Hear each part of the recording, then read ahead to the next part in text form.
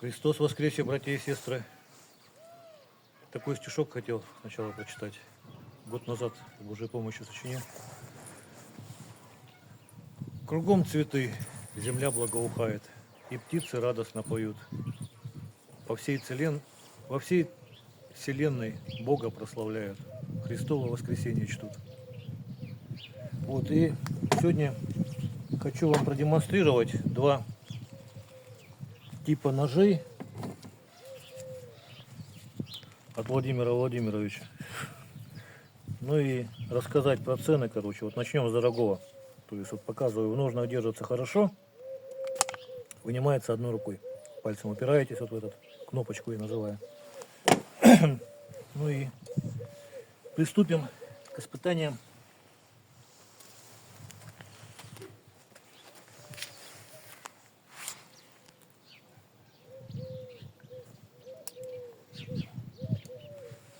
Вес мой 85 килограмм был. Всем весом стою, немножко вот за дерево для равновесия придерживаюсь. То есть вес человека выдерживает.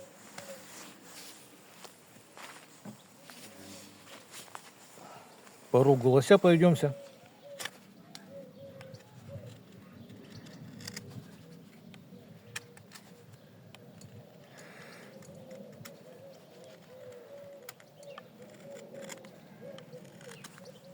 Всей длине. Заточка тут в ноль.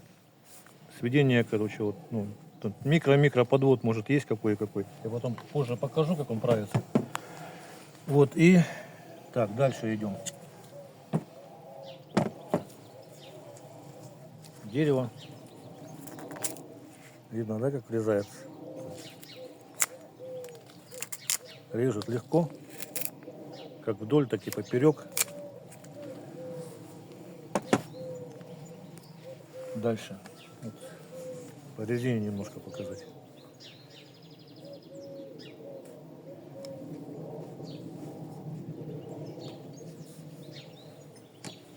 Еще раз. То есть режет легко. Дол способствует, кстати. Теперь это вот кусок шкуры лося. Показать, как бреет.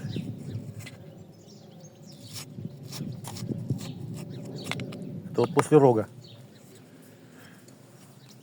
Так. Ну, по шкуре, по самой. Так, на чем бы, на деревяшке покажу. Видно, да, что шкуру режет тоже хорошо. Вот, и ничего не взял. Вот, короче, уход, да, нужен за ним, хотя бы вот пальцами, даже если тряпки нету, насухо протерли перед тем, как можно класть. Это простая советская углеродка, очень много циклов ковки в узком температурном режиме, зонная закалка, линия хамон такая видна здесь, если передаст камера, видно, пальцем ткни туда. Вот. Это дол такой. Так, теперь, что еще значит? Уход сразу покажу. Когда затупится ровный брусочек, кусочек наждачки, не надо никаких дорогих приспособлений для выдерживания угла. Просто по плоскости со стороны дола. Плоскости здесь минимум, большую часть занимает дол, поэтому правка много времени не займет. И с обратной стороны микроподводик как бы делаете, ну это заусенчики как бы снимаете просто. В руке он лежит, это вот рукоять сувель березы, хвостовик практически до конца доходит, ну вот до 2 сантиметра до тыльника не достает. Клинышки видны и эбоксидка. Ножны сделаны из можжевельника, это природный антисептик, клинок всегда приятно пахнет, всегда стерильный. Даже после рыбы ничем не пахнет, ну, никакого запаха. Ну, простой водой мою. Обтянуто кожей растительного дубления. Это то есть хвост крупного рогатого скота, без швов. Подвес тоже цельное кольцо без швов. Очень прочное, она мой вес выдерживает. Вот. В общем, все про него рассказал. Такой нож стоит 53 тысячи рублей. И есть вариант подешевле. Так, я сразу оставлю их, наверное, вот в таком виде, чтобы сравнить потом. Значит, у него рукоять такая же, ножны такие же, идентичные. Отличается лишь клинком. Здесь гораздо меньше трудозатрат. Своим весом я его проверять не буду, потому что он легче намного, сечение у него получается меньше, тоньше. Поэтому, ну, а остальное все я уже по нему, в принципе, показывал и испытаю. Рог.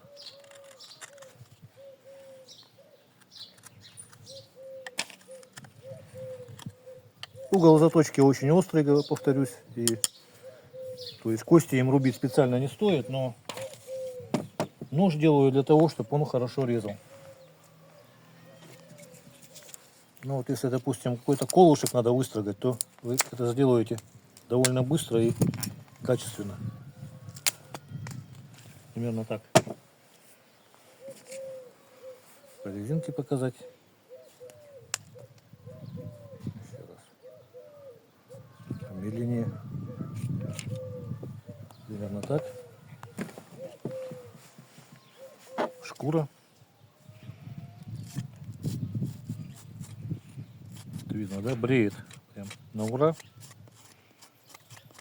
То есть добычу можно побрить и сделать кожу, а потом и курточку пошить с нее. Это шутки юмора. Так неудобно.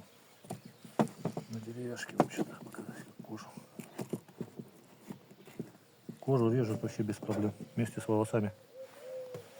Вот. И погодерки.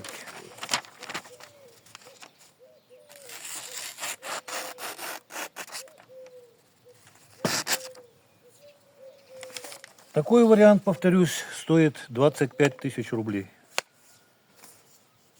Ножны все идентично, все одинаково. Чем отличается, вот покажу их сейчас. Вот видите, у этого получается дол идет, начинается прям с рукояти, а у этого немножко отступает как бы. Ну вот за счет этого этот тяжелее немножко, но прочнее. Прочность у него лучше. По стали, короче, заточку держит примерно одинаково. Вот. Здесь у меня гораздо меньше трудозатрат было. И здесь, короче, из-за чего настолько дороже, потому что бывает, что ломаются. Я, чтобы такого результата добиться, примерно там ведро поломанных клинков, наверное, у меня уже собралось в общей сложности. Вот. Конечно, сейчас хейт будет. Цены назвал, потому что обычно не называю. Что дорого. Ну, как-то вот много можно чего рассказать, там, что риск сломать, там много работы. Я вам просто скажу, у меня дети один раз хорошо сказали, что вот компьютерная игра, и показали мне, говорит, смотри, говорит, папа, ты говоришь, у тебя ножи дорогие, а они мне показали виртуальный нож, и он стоит дороже, чем мои ножи, которые, ну, туда немало, сами понимаете. Так, ну вот, в общем, всего самого доброго, до свидания.